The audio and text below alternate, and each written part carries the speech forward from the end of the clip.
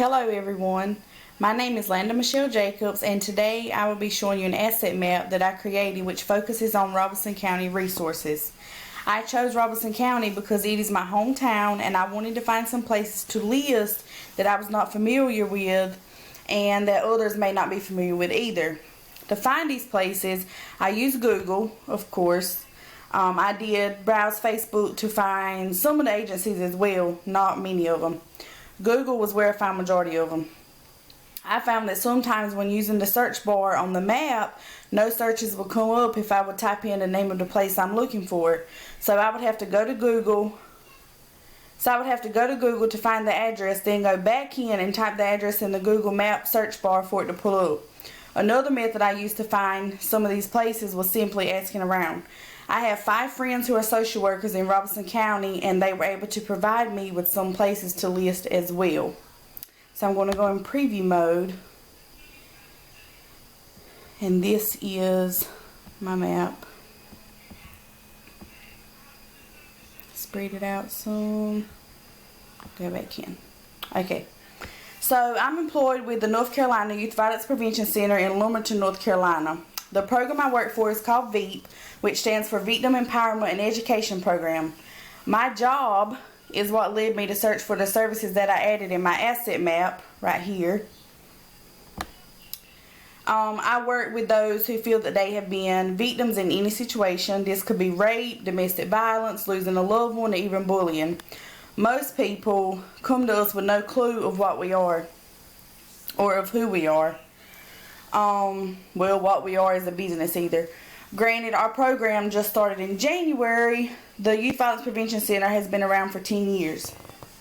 I feel that the people of my county do not know of the services that we have to offer. I tried to focus my map more on services for families, children, youth, and adults because that's the population I work with at my job. I find that many of our clients aren't familiar with most services that Robeson County has to offer, so I hope that this map can be a useful tool.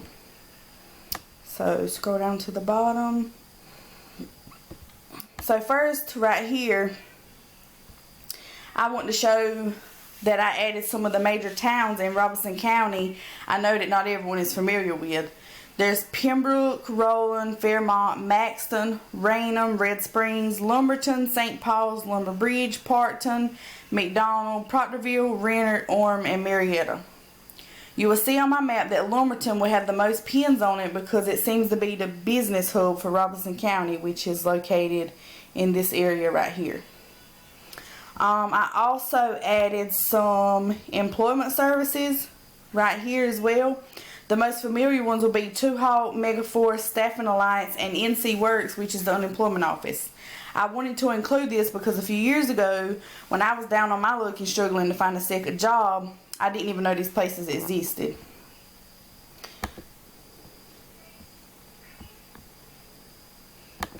Two-Hawk, Megaforce, NC Works, and Staffing Alliance. Now let's move on to family services, which is at the top. Okay, this includes places such as DSS and the health department. DSS offers a variety of services which include daycare services, food stamps, Medicaid, child support, foster care, child protective services, and adult protective services. The health department is like a, right here, is like a walk-in clinic, a walk-in doctor's office for children to get shots and stuff, because I remember going when I was a child. They also offer week services, which is for women, infants, and children, and there are in-house nutritionists as well.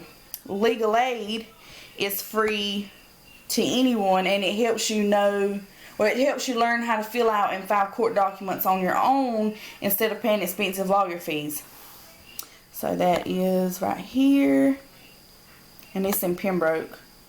And then I added guardian ad litem, because they are our voice for our children when there's some type of violence experience or court is involved. And then there's the Lumbee Tribe of North Carolina, which assists with housing, energy, and gas, but you do have to be a current tribe member. right here, and it's located in Pembroke. Okay. As far as mental health services go, I do have a lot listed here, but it's a growing list and there was so many. I'm sure I missed a few, but I added ones that were rated highly and it kept coming up on Google search. These places offer services ranging from outpatient therapy and psychiatric services for children and adults, mobile crisis services 24/7 for children and adults, facility-based crisis services unit, non-hospital medical detoxification, and a lot more. I found that more often than none, the clients who are referred to us at my job have an existing mental health diagnosis or need to be referred out to see if a diagnosis is there. The one that struck my attention is Hope Through Horses, which is right here. And I've never heard of this one before. So in my Google search, it says they offer outpatient behavioral health services to the Fayetteville, North Carolina and surrounding area, and this one is right here in Parkton. They specialize in equine assisted and play therapy and provide services on the 29-acre playroom farm for children and adults consisting of animals, art, sand, and several other methods of play. Sounds very interesting. I also added the Odom home in this section as well because it is a residential facility for youth and young children who have issues with family or at home, and it works to reunite the family. And it is actually right here, and it's right across from UNCP. Okay. So it was actually formed in 1942 as the Pembroke Indian Orphanage, and it was 58 acres of land that was given for the Indian Orphanage by Mr. and Mrs. E.L. Odom, hence the name Odom Home, and they passed away before it even opened its doors. Okay, so under crisis outreach right here, I added my job, which is the NC Youth Violence Prevention Center. This is the main hub for it. Let's see if I can zoom in. It's over near the courthouse. Oh, it clicked away. Hold on. Right here. Right here. Okay. The home base is on Walnut Street in Lumberton, which is the Youth Violence Prevention Center. Then our office, whenever we do go back, is on Wintergreen Drive in Lumberton, which is near Burke's and the ABC store. It's actually right behind the ABC store. The Rape Crisis Center and the Robeson County Sheriff's Office Victim Services Coordinator, which I didn't add, is who we receive majority of our referrals from. The Family Violence Center deals mostly with domestic violence. And Grace Court, right here. Grace Court is a housing facility for moms or adults who have issues with alcoholism, substance abuse, dual diagnosis, and opioid addiction. They provide inpatient and outpatient care as well as sober living homes, which are like halfway houses. Okay, then I added a very long list of schools. Yeah, let's see. So can we make it smaller? No. I tried to focus only on public schools because our school system has proven to be a great resources for our children and families. They've shown this over the years with their feeding programs that they provide over the summer. We saw many efforts put forth by the schools as well when we were hit with 2 major hurricanes within 2 years of each other, 3 years. I saw the community and schools come together and provide for those families and children who were displaced or ones that needed clothes or basic necessities. And I want to show you a place that I know as the VFW. Let me scroll down right here. So right here, this is the Head Start program that a lot don't know about, and they take 3-year-olds. They don't have to be 4 like preschool, and it's income based, which is a plus. Okay. Then here, right here is food banks, shelters, and housing authorities that I could find. One place I did not know that we had is the Indian Housing Authority, which is on Red Hill Road. I've driven down Red Hill Road several times and never knew this place existed. So my refuge, I've actually volunteered here before. My refuge is located in Lumberton, and it's like a soup kitchen that feeds the community, but they also have clothes that they'll give out as well. The Lumberton Christian Care Center, yeah, is the homeless shelter that we have right here. And it's actually located on 7th Street. It's a big building. That's the only one that I actually know of, and I tried to Google other places and couldn't find any.